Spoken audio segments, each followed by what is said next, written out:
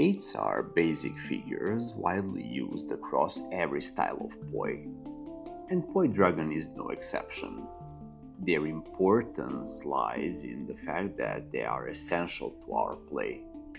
Whether consciously or subconsciously, eights appear again and again, even when they are not our intended choice.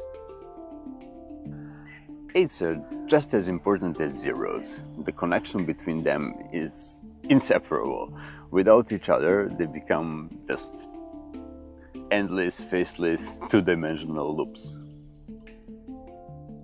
As basic figures, eights and zeros share several characteristics such as size, height, and the way spinning motion is generated. This time, I won't go into detail about those aspects, because everything that applies to zeros also applies to eights. If you haven't seen that video yet, I recommend watching it first. The very nature of eights make them a basic figure. They are repeatable, safe, and comfortable. We can rest in them. But what makes them truly important in Poi Dragon is their necessity. We simply cannot avoid them even if we try. A simple change of direction while performing zeros naturally passes through an eight. A quick, almost invisible reposition before a special figure is usually an 8. Nearly every transition begins with an 8, and that's why I call it the Queen of Transition. Once we master 8s as transitional elements, they begin to appear naturally in our performance without conscious thought. They simply become part of our movement. But the real magic appears when we transform simple eights into special figures.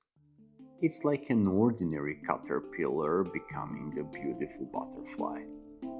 The movement is still the same at its core, but suddenly it reveals an entirely new beauty. My favorite special figure built from eights is one I call Dragon's Attack. I step backward while keeping Dragon high up in the air, and it creates the illusion that Dragon is chasing me, like we are playing together.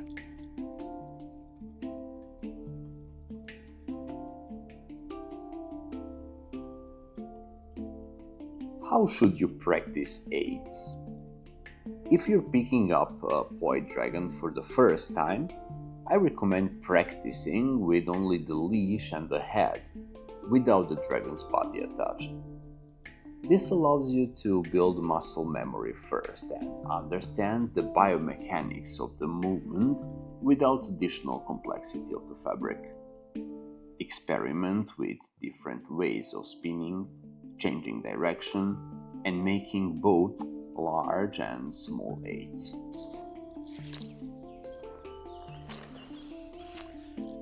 And don't forget about your weaker arm. Practice both arms equally. It may feel uncomfortable at first, but it's one of the best investments you can make for your future flow. One aspect deserves special attention: speed. It's not just about moving faster or slower. It's about understanding how and when to use speed. We can generate eights by actively applying force throughout the entire movement, which naturally creates faster eights. Or we can apply force only during the lifting phase and allow gravity to complete the rest of the motion. In that case, the eights become slower and more relaxed. With practice, you learn how to combine your own power with gravity. Over time, adjusting that balance, your ratio of force to gravity, will become completely natural. To conclude, eights are incredibly versatile, both functionally and visually. Sometimes they are silent heroes working behind the scene. Other times they become breathtaking centerpieces of a performance. But no matter how spectacular they become, they never truly stand alone. Eights and zeros complete one another. One creates stability, the other creates connection. One holds the movement, the other carries it forward.